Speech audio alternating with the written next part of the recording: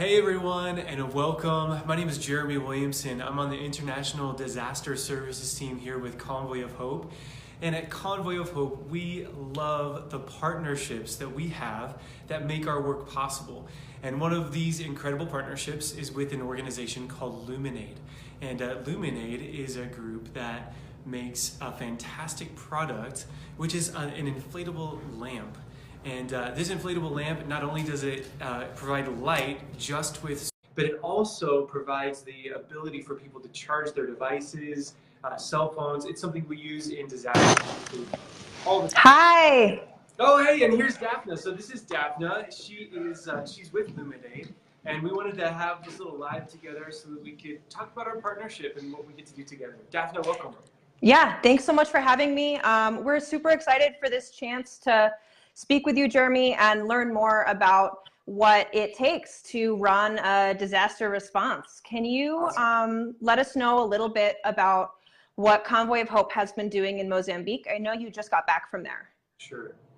Yeah, it was an intense trip. To be honest, this was it was a rough situation, and I know that some of it made the news here in the United States. Unfortunately, it didn't seem like the news really covered the gravity of the situation. We're talking about hundreds and hundreds of thousands of people who have lost their homes. So at Convoy, we were really excited to have the opportunity to spend some time in Malawi with some partners in southern Malawi, where the flooding really started, and then move into Mozambique. Up to date, we've been able to serve over 400,000 meals and help some people out with a lot of LuminAIDs as well. We were working in cities, out in villages, in just about every context you can imagine. But at the end of the day, Daphna, really the horror of the damage and the devastation in Mozambique and in Malawi and in Zimbabwe, it's hard to put into words. Yeah. And from my understanding, Convoy of Hope was actually tracking this cyclone well before it became a disaster of this size. Can you tell us a little bit about what happens behind the scenes as you monitor and determine how to respond before a disaster even happens?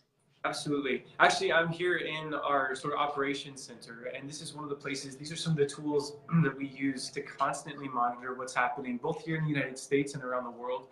And so with this specific situation, we had known that the area was facing some drought, that it was kind of mild drought. We were watching food security and that sort of a thing. And then this storm popped up in southern Malawi, and it caused some devastating flooding.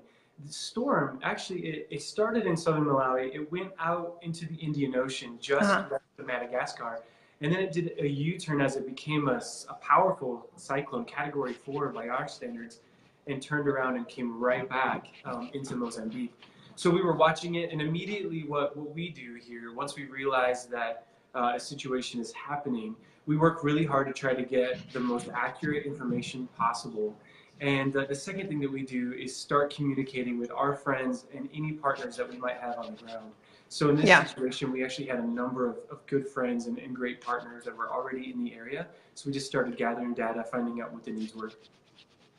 When you're responding to a disaster, what are sort of the most emergent needs when you first get on the ground? And then how does your response change over time? Oh, that's a fantastic question. So immediately we go, because we've got these friendships typically on the ground, we start off with a quick assessment. It's sort of a rapid participatory assessment is what we do. And so we find out, what are we talking about as far as food, hygiene, water, wash, those kinds of needs, shelter. And we start to find out what other organizations might be doing on the ground, if there are any people there. We try to lean into especially communities that may not be served as well. And so specifically what we found out with Cyclone Idai was that the city of Beira was really, really hard hit. However, there were a lot of organizations that landed there and started working there right away. And so we found ourselves actually west of Beira in some other areas around, Chimoio and along the Buzi River, where people, we found out, immediately needed food. We encountered people who hadn't eaten in 2 weeks. Wow. And so obviously they needed food, they needed access to clean water. And the LuminAIDs were just a fantastic resource for us to have, because these were people who were living in camps. or they were living completely cut off in the ruins of their villages and had no electricity, no light, and maybe we can get into some of those stories in just a minute. But really, it's on a case-by-case basis. We find out what our partners feel like is most necessary. Mm-hmm. That makes a lot of sense. Can you tell us a little bit more about the LuminAID lights, either in this response or in past responses? What are the ways that they're being used by Convoy of Hope? You know, Daphne, 9 times out of 10, when we come into an area that's been devastated by disaster, we find sometimes massive camps of people who have been displaced. So these are people who have either lost their homes completely, or their house is maybe just unlivable until it's inspected. And the vast majority of the time, there's no electricity. And so when we come in with your lamps, with these awesome products, it's almost fascinating to see, because we'll do a distribution, and this camp that has been dark for weeks, all of a sudden at night you can just start to see these lights pop up in all the different tents, or all the different little makeshift homes. And the morale, I wish you could see, and I know you've been in the field and you've experienced it firsthand, but the morale that just grows when people have light, and when they have a way to charge their cell phone and get back into contact with family. There's just something that light does, I think, for people emotionally. It's a really big deal. You know, that's awesome. In Guatemala last year, the volcano Fuego erupted, and we were there with LuminAID, and we were in one camp in particular where we were just visiting with people, and we tried to love on people a little bit. We were sharing supplies, and we spoke with one young man who seemed especially just sad. And so I spent some time talking with him and just being with him and getting to know him a little bit. And after some time, he shared that he had actually lost 23 family members in the volcano eruption. Wow. He pointed to his wife next to him and their little child, and he said that's all that was left of his family. All of his aunts and uncles and cousins, his parents, his brothers and sisters were all lost in that volcano eruption.